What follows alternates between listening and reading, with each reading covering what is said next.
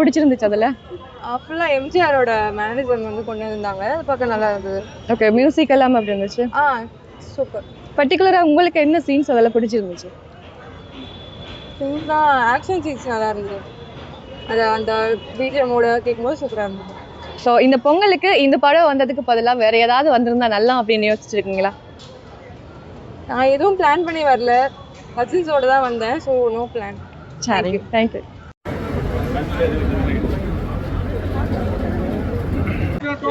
எனக்கு அவ்வளோ பிடிக்கல. ஏன் பிடிக்கல உங்களுக்கு? நார்மலாக தான் போச்சு, ரொம்ப போராக தான் போச்சு. நான் இவனும் தூங்கிட்டான் போய் வேஸ்ட். நல்லா இருந்துச்சு. எம்ஜிஆர் பிடிச்சவங்களுக்கு நான் கண்டிப்பாக பிடிக்கும் படம். இப்போதைய ஜென்ரேஷனுக்கு இது செட் ஆகல அப்படின்றீங்களா? அப்படின்னு சொல்ல முடியாது. யாருக்கு எம்ஜிஆர் பிடிச்சிருக்கா அவங்களுக்கு பிடிக்கும்.